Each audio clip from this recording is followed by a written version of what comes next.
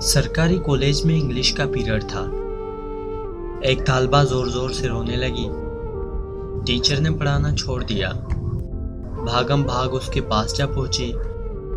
बड़ी नरमी से दरियाफ्त किया, क्या बात है बेटी, क्यों रो रही हो?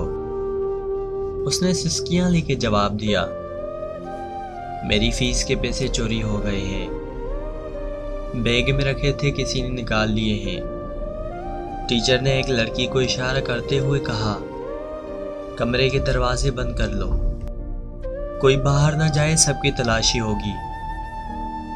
टीचर ने सामने की 3 कतारों से तालबात की खुद तलाशी ली और फिर उन्हें पूरी क्लास के तालबात की जेबें चेक करने और बस्तों की तलाशी की हिदायत कर दी। कुछ देर बाद 2 लड़कियों के तकरार से अचानक क्लास एक बार फिर शोर से गूंज उठी। टीचर अपनी कुर्सी से उठते हुए बोली, क्या बात है? तलाशी लेने वाली तालबा बोली, मिस सना अपने बैग की तलाशी नहीं लेने दे रही। टीचर वहीं गुस्से से बोली, पैसे फिर इसी ने चुराए होंगे। सना तड़प कर बोली, नहीं नहीं मिस, मैं चोर नहीं हूं। चोर नहीं तो फिर बैग की तलाशी लेने दो। नहीं। सना ने किताबों के बैग को सख्ती से अपने सीने के साथ लगा लिया। नहीं, मैं तलाशी नहीं दूंगी। टीचर आगे बढ़ी। उसने सना से बैग छीनने की कोशिश की, लेकिन वो कामयाब ना हो सकी। उससे गुस्सा आ गया। टीचर ने सना के मुंह पे थप्पड़ दे मारा। वो जोर जोर से रोने लग गई। टीचर फिर आगे बढ़ी। अभी उसने तालबा को मारने के लिए हाथ उठाया ही था, एक बार फिर आवाज गूंजी, रुक जाओ। टीचर ने पीछे मुड़कर देखा तो वो प्रिंसिपल थे। न जाने कब किसी ने उन्हें खबर कर दी थी। उन्होंने तालबा और टीचर को अपने दफ्तर आने की हिदायत की और वापस लौट गई। प्रिंसिपल ने पूछा, क्या मामला है? टीचर ने तमाम माजरा सुनाया। उन्होंने तालबा से बड़ी नरमी से पूछा, तुमने पैसे चुराए? नहीं। उसने नफी में सर हिलाया। सना की आंखों में आंसू भर आए थे। बिलफर्ज मान भी लिया जाए। प्रिंसिपल मुतानत से बोली, तमाम तालबात अपनी अपनी तलाशी दे रही थी, तुमने इनकार क्यों किया? सना खामोशी से मैडम को तकने लगी। उसकी आंखों से 2 मोटे आंसू निकलकर उसके चेहरे पर फैल गए। टीचर ने कुछ कहना चाहा। प्रिंसिपल का दिल तालबा का चेहरा देखकर उसे चोर मारने पे आमादा न था, पर उसने तलाशी देने के बजाय तमाशा बनाना गवारा क्यों किया? इसमें क्या राज है?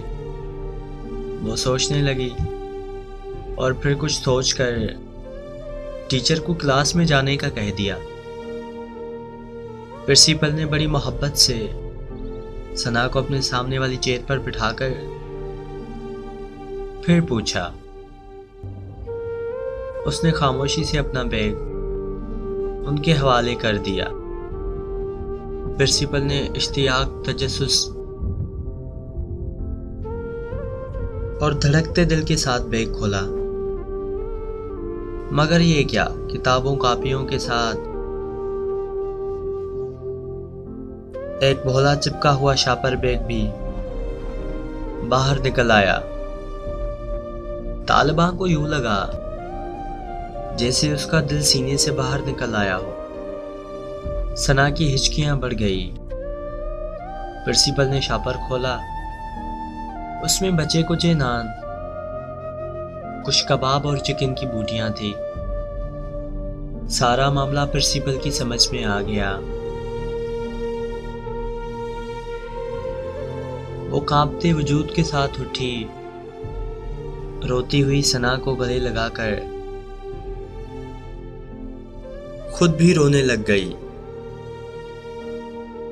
सना ने बताया, मेरा कोई बड़ा भाई नहीं है। दीगर 3 भाई बहन उससे छोटे हैं।